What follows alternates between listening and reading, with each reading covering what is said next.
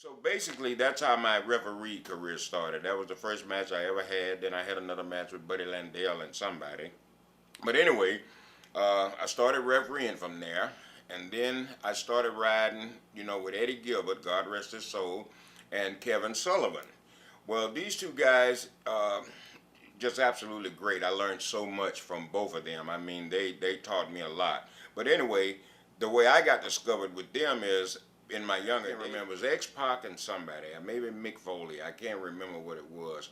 But I went down and I went for the count, and X-Pac, I believe it was, he kicked out, and I kept right on counting.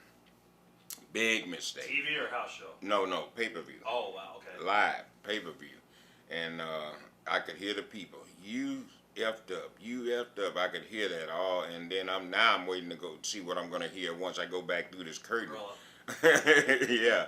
So I never forget Chris Benoit, God rest his soul. I remember one night that me and him and Kevin were riding, and they were going over something. They were trying to get something together, and then and when we finished that show, the Crockett's plane was there, and I went on the plane to get a beer. And Jim Crockett said to me, "Ian, get off of my plane. What are you doing on this plane?" Wow. And I just can't even get a beer. So I got off the plane. I went to get back in my car, and Robert Gibson felt bad about it or something, and he got off the plane, and he got in the car, and he rode with me all the way back to Charlotte, North Carolina, where I wouldn't have to go back by myself. Ron has not changed. He's still Ron Simmons. The best gimmick in the world is Damn, because that's him. That's totally him. But I was determined to make it. You know what I mean? I went through a lot, believe me. But like I said, I wanted to make it, so I just sucked a lot of it up. And God has blessed me to be able to show some of those people that said I had no talent, said I would never do nothing, I would never be nothing. God, I had the opportunity to show them that I do. And guess what? Norman the Lunatic. That's the first guy I got. I remember I scouted him, and I think the Iron Sheik or something. We was in Nashville, Tennessee. I remember that. That's where it's kind of started, where I started coming out scouting. Yeah, I remember Jim Herd. I had a chance. It was me and Undertaker. We went to Jim Herd's office one day.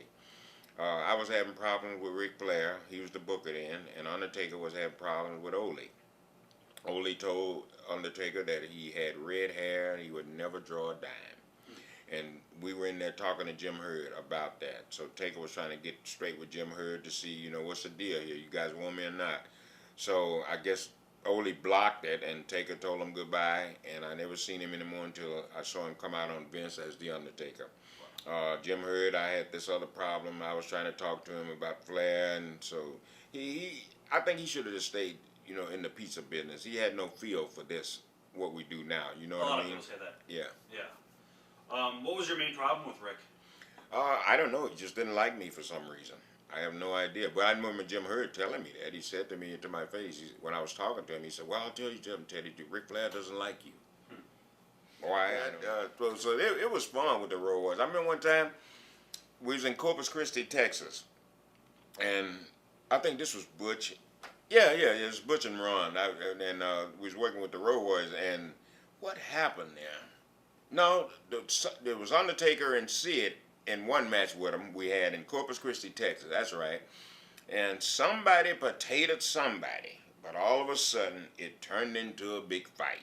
The shoot. Oh yeah, shoot. Right. So Steve Dr. Dale Williams and Rick Steiner, and I look up and fucking Steiner just popped Doc, and all I saw was Doc coming, and Doc come to me, and he moved me to the side. He said, "You just get out the way." Receipt time. And they went at it for a minute, and all of a sudden, I think, when Hogan came over there, I think like you said, a lot of people rejected it, and a lot of people went for it because Hogan had a big following.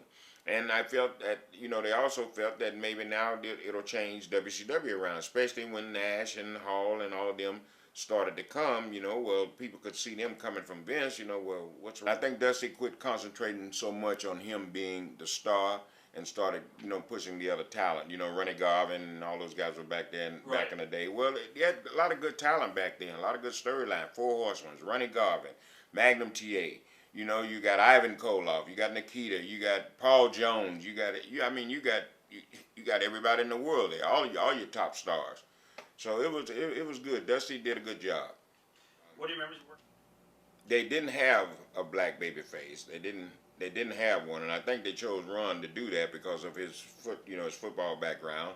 I just can't remember who was booking at that time, but they just wanted to turn Ron. Well, Butch would never be a good baby face because he's just a natural heel. He just mean. Period. You know, right. They were gonna kayfabe everybody. It was a work shoot, right? They were gonna kayfabe the boys, everybody. Didn't tell nobody nothing. I knew.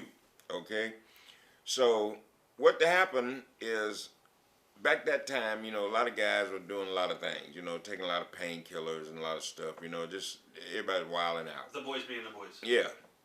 So the angle started as if, Benoit and Nancy were trying to hook up, and then the idea that Kevin had was to put them in a motel together. Bad mistake. But Kevin wouldn't have thought, and I didn't think about that either. But they put them in a hotel together to try to get the angle, and I think that's where it started. So sometime when you're on the gimmicks and everybody's on good. Nancy, God rest her soul, she took the gimmicks too. I took them. Everybody took gimmicks. So bad mistake for the hotel. When he first started, we was in Columbus, Georgia, and Dusty was booking at that time, and they were trying to. No, Dusty wanted to call him Tutti Frutti, and Mark came to me and he says, "They're gonna call me Tutti Frutti. What?" He will knock it over with that. Yeah, I said, but Dusty thought it was nice, right. So I just sit down. Me and Mark and I talked about it. I said, why don't we do this? All the fly girls will be glad and all the fly guys will be mad. Get ready for Johnny B. Bad.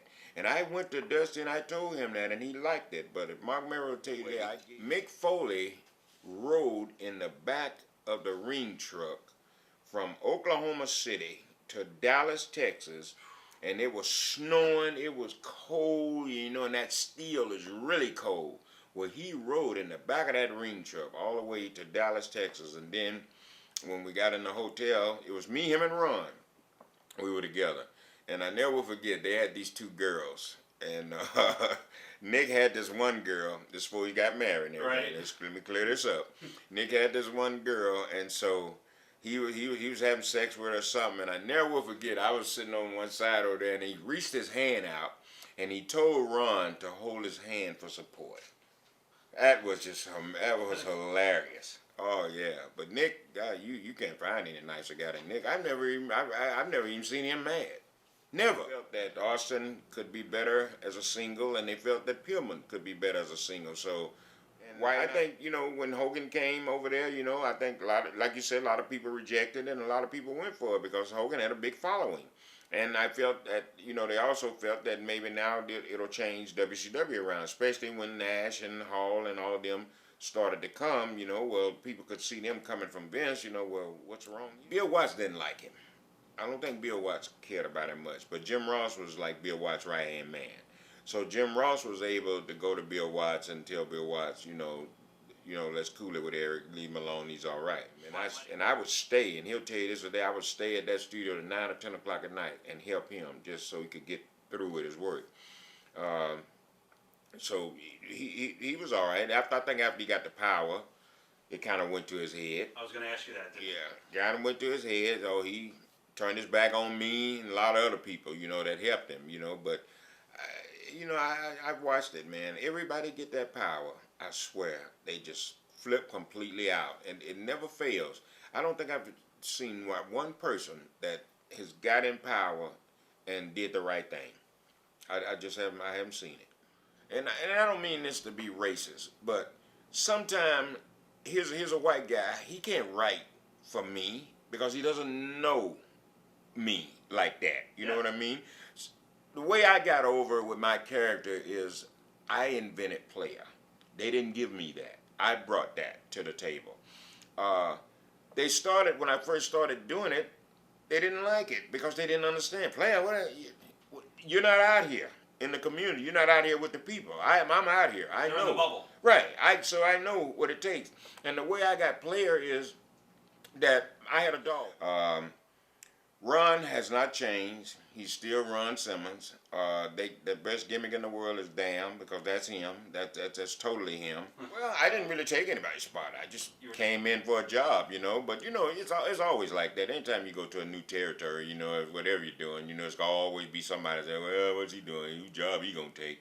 Quit worrying about all that. Just do your job. That's why I stayed as long as I did and with Vince. Because I ain't worried about nobody else. I just worried about whatever Vince wanted me to do, that's what I was going to do. So as long as I made Vince happy, I wouldn't study nobody else. I was just happy to be able to prove myself, because when I was in NWA, you know, it was just so hard trying to prove yourself. You know, everybody, you know, even if, and then when you start getting over, they kick you back. You know, Yeah. oh, let's stop this. He's getting over it. You know, And you hear that a lot in WCW. yeah, so it was just a struggle, man. So to be over, when I came to work for Vince, and for Vince to give me the break and the opportunity that he gave me, man, I was excited, because there was a lot of people that I wanted to prove myself to. Who were the main people that you wanted to prove yourself to? Ric Flair was one of them. Arn Anderson, he was another one. Basically, there's 2 or 3 people there. But I just, you know, people that just dogged me, you know, and just, you know, kicked me to the curb, you know. Just bad. I told her, said if she'd open that case and give us a case of beer, $50. Right. And she did it. She opened that case up and she gave us a case of beer, and he gave her $50. Okay, so now we're riding on down the road. I ain't drinking nothing, haven't had anything to drink. Ron and John are just smashed. So they had some construction or something, but anyway, I make the wrong turn or something. I don't know what it was, but anyway, here comes the police. He stops me. So he comes over to the car, so he's talking to me at first, you know, and he says, and then all of a sudden he says, I smell alcohol. Anybody drinking in the car? I smell alcohol. Now Ron's in the back, he's smashed. So he's kicking my seat, you know, and he's saying, you know, look around, there's 70,000 people and they're cheering. That's phenomenal. So WrestleMania is like a Super Bowl, brother. I mean, I had a chance to headline one, and not basically headline it, but I was there, and I had a big part. I played a big part, and that was good for me. Never got a straight answer. Don't know why. You know, I was told by the writers that once I wasn't general manager. I was told that I was going to come back and start managing. They wanted me to be a heel manager. They was going to turn me heel and be a manager. Me and Booker both. We were told that, but that never happened. Then after I kept asking the writers, you know, what's going on. They said, well, you know, we keep bringing your name up, and they just keep knocking it down. Who do you think that is? Never got a straight answer. Don't know why. You know, I was told by the writers that once I wasn't general manager. I was told that I was going to come back and start managing. They wanted me to be a heel manager. They was going to turn me heel and be a manager. Me and Booker both. We were told that, but that never happened.